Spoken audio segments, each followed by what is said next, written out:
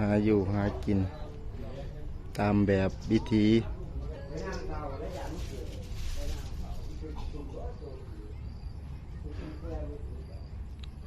กลางเบ็ดกลางมอง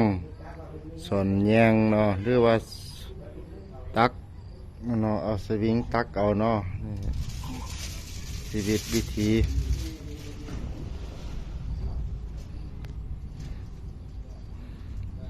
อยู่น้ำแม่น้ำคลองหรือว่าแม่น้ำโขง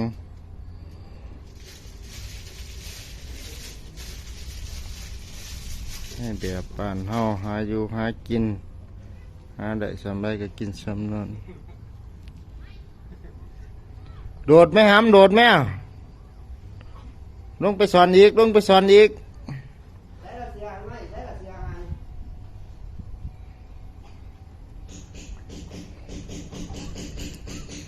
นี่สอนบิงเนาะ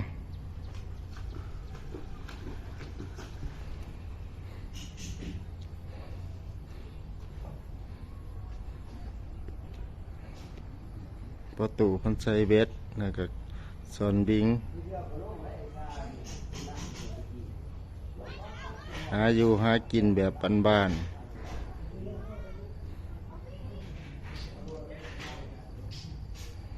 ทั้งนี้ก็สอนแยง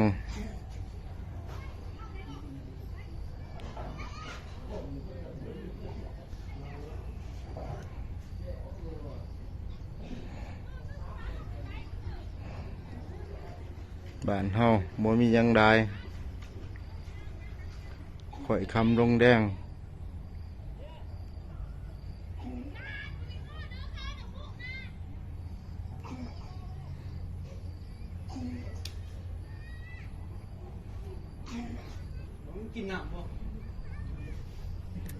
อิ่มได้บ่สอนแยงสอนนั่นน่ะสอนดิ้งก็อิ่มได้บ่สอนกินน้ำ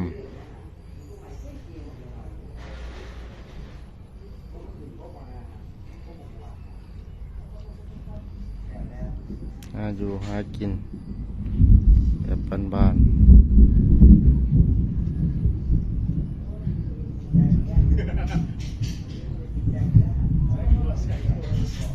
ลงไปอีกลงไปอีกออกมาจากกรุงอ่ะ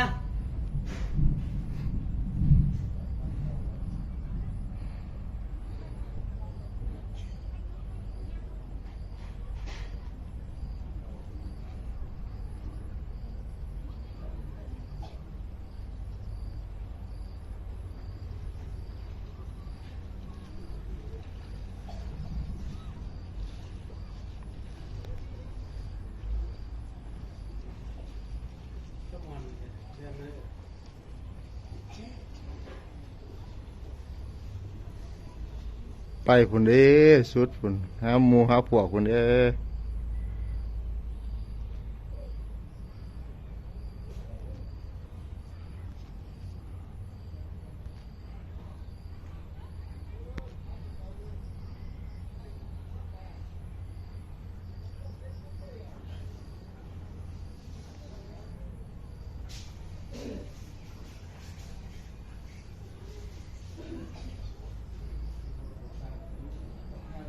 ขอจบคลิปไปแต่เพียงเท่านี้กันเด้อ